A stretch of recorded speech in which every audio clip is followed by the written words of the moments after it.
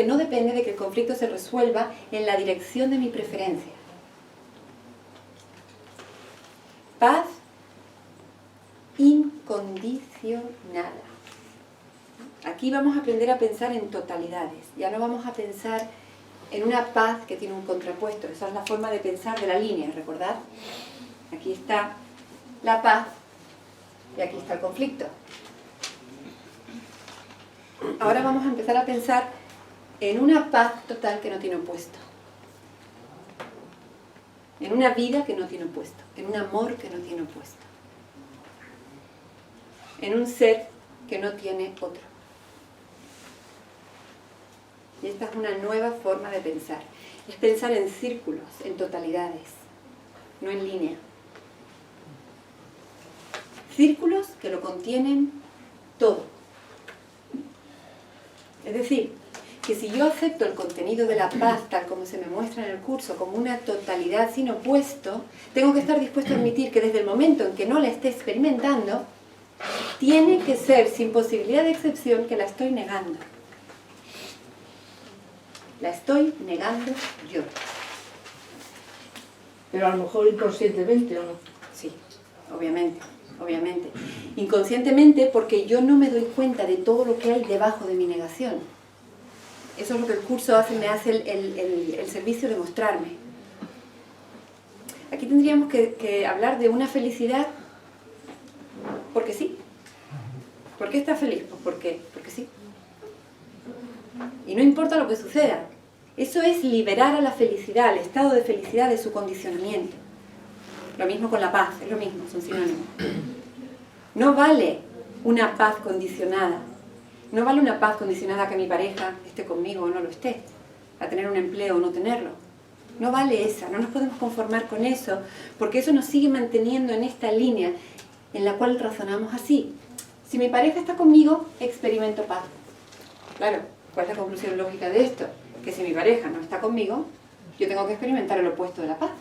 No queda otra. Esto es pura lógica. Por tanto, yo estoy en un estado muy inestable, muy frágil. Mi paz es fácilmente alterable por cualquier evento, por cualquier circunstancia, interacción en esta vida. Entonces aquí es donde empezamos a pensar, a considerar la posibilidad siquiera, porque hasta ahora quizás es que ni siquiera nos lo habíamos planteado como posibilidad, pensar en totalidad, en una paz que no tiene opuesto, una paz que es, pase lo que pase. Puede ser que haya una crucifixión teniendo lugar sobre mi propio cuerpo, pero yo sigo experimentando paz, porque es el contenido que he elegido a nivel de mi mente. Y es el contenido que he elegido de manera total, sin condicionar a ninguna circunstancia externa a mí. Y este es el logro. Es hacia aquí, hacia donde nos quiere conducir el curso. Y esa paz total, que no se perturba, es el síntoma de que la mente se ha unificado. No es posible experimentar una paz estable desde una percepción de mí mismo fragmentada. Porque si yo me percibo fragmentada, si me percibo como una persona, un individuo, convierto al resto del universo en el otro. Y eso es muy temible. Convierto a Dios en mi enemigo. Me enajeno de mí mismo. Y entonces, ¿qué sucede siempre que hay una frontera? Hay que armarla. Una frontera es un lugar de defensa. Hay que defenderla de todo aquello que quiere invadir y atacar.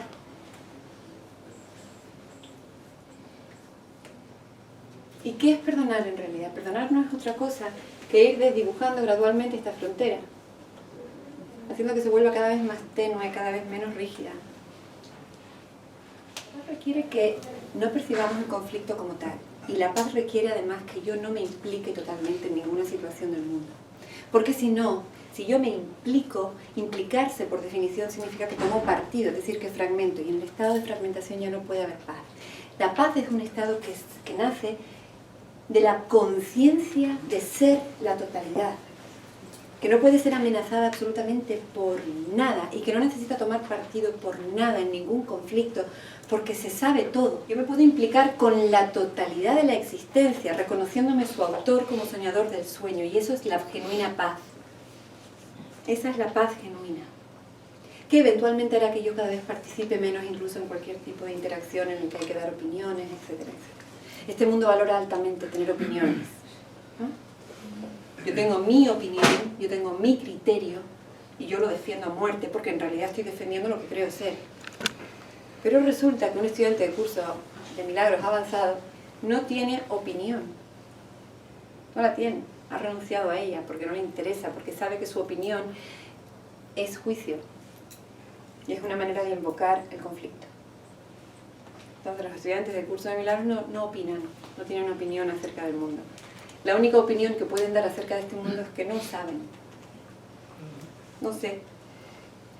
Mi pareja me ha dejado, no sé. Así.